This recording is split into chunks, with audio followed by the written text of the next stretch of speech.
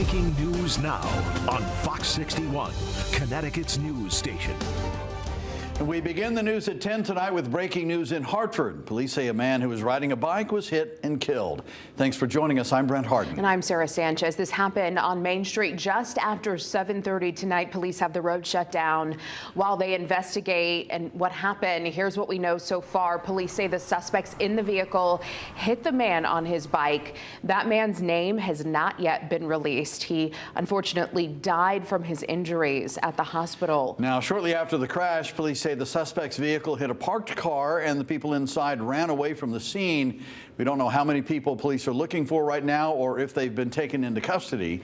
We will continue to monitor the situation and bring you any new details as they become available. We're also following breaking news from Waterbury tonight, where police say a man has been arrested and charged with murder in connection with a homicide at the beginning of the year. Police say back in January, 27-year-old Marquez Ebron was found stabbed outside Cafe 457 on West Main Street. He died at the hospital. Police say 26-year-old Garrett Piper turned himself in today and is now facing a number of charges, including murder and assault. He was arraigned in court today and is being held on $2 million bond.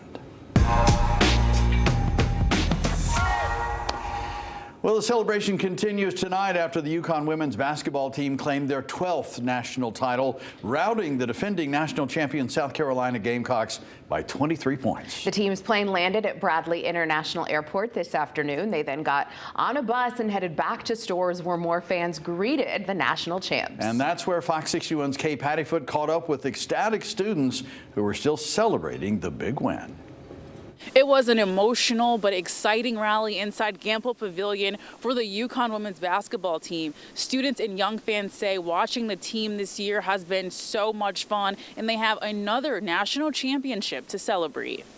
The 2025 NCAA National Champions! This moment is just amazing. I'm really proud of all our basketball players. They really deserved this. On Monday, students packed Gamble Pavilion as UConn Nation celebrated their Huskies and the 12th national championship for the women's basketball team. Honestly, so crazy to see. Being in Gamble yesterday when we won, the energy was insane. I've never heard it so loud in here. So we're just so proud of the girls and the fact that we got championship number 12. Amazing. It's so great to watch them. I'm so happy that Paige got the win her last year. I'm so proud of her. It was amazing. I love the sport of basketball. I've been a fan my whole life. It's just awesome being able to witness such a historical moment with this school. And it was a great game. Go UConn! I love all the girls. They pulled it together. They brought home a championship. And Gino, you still got it. Gino still got it. Some of the superstars like Paige Beckers and AZ Fudd gave some emotional speeches to the crowd. These 4 years, just your support has never wavered, and we're so grateful for that. And to be able to bring this home and share this with all of you, because we didn't do this alone, it means everything. So thank you guys.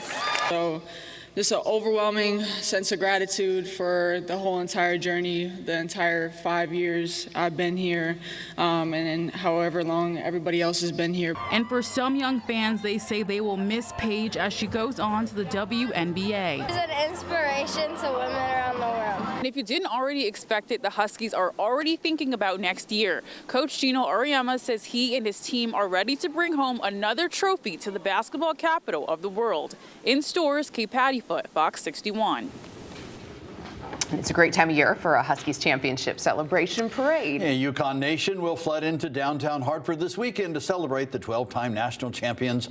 The parade is scheduled for Saturday, the 12th at 11 a.m. It'll be a sea of blue and white throughout the city as the team makes their way to the victory rally out in front of the XL Center. If you remember the last 2 years, this is going to be the same route the men's team took for their victory parades. The women's team will step off from the state capitol grounds, go under the Soldiers and Sailors Memorial Arch, and then down Jewel Street before turning onto Trumbull Street and then heading for the stage out in front of the XL Center.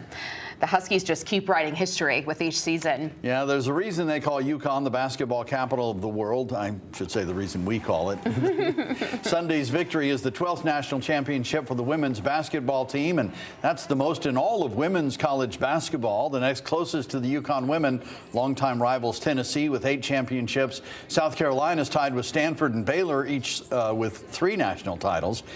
And of course, the UConn men's 6 championships also factor into the unofficial title of basketball capital of the world.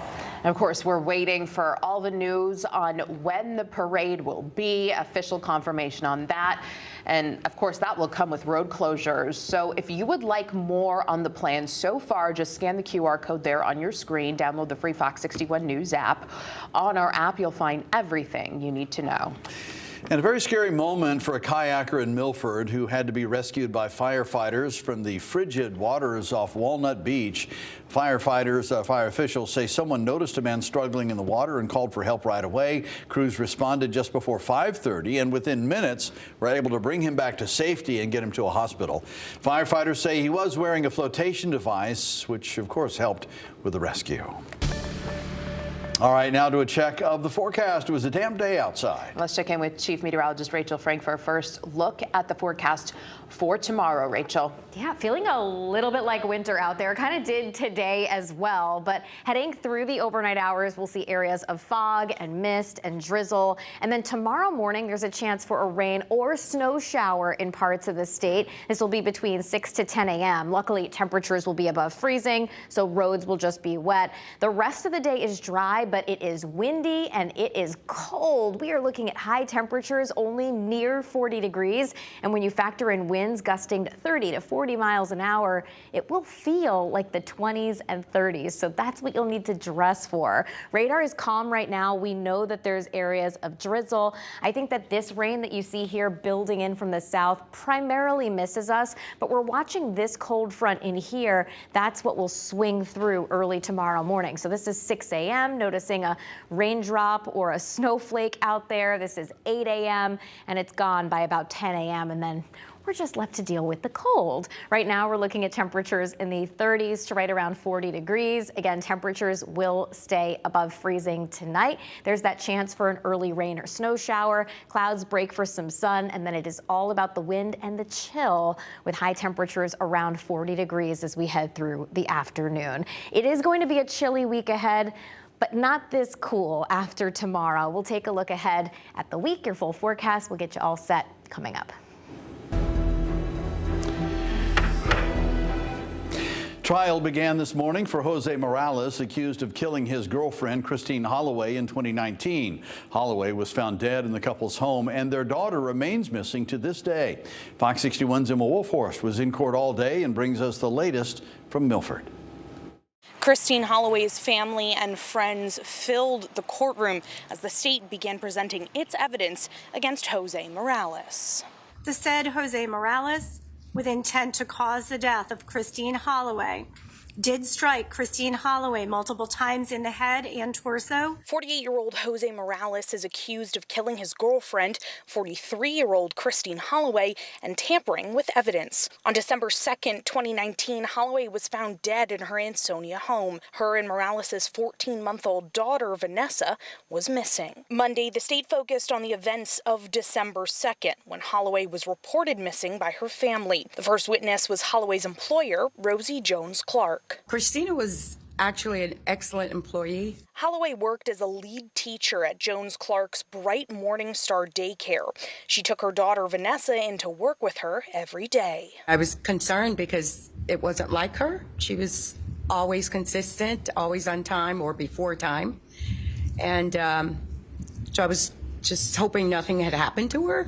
Attorneys also questioned 2 Ansonia police officers who responded to that request for a wellness check on Holloway. Please follow me. Please. Officers forced entry into Holloway's house at 6.5 Myrtle Avenue in Ansonia after multiple attempts to contact her. Police found Holloway's body in the bathtub. When I walked into the bathroom, I noticed in the tub a pale, naked female body laying in there. Her hands were also covered with what appeared to be dry blood. They did not locate Vanessa, who is still missing. Morales is not charged in her disappearance, but a judge ruled evidence pertaining to Vanessa is allowed as long as it's relevant to the investigation. This trial is expected to continue for multiple weeks. For now, reporting in Milford, Emma Wolfhorst, Fox 61. A Danielson man is under arrest tonight, accused of stabbing a woman and strangling her cat. 25-year-old Mackenzie Anderson was taken into custody Thursday, but state police say the attack happened last month. Troopers were called to a house in Killingly over a fight. They say Anderson was gone by the time they arrived, but they found the cat strangled and the woman with several stab wounds. Anderson faces a laundry list of charges now and is being held on a $250,000 bond.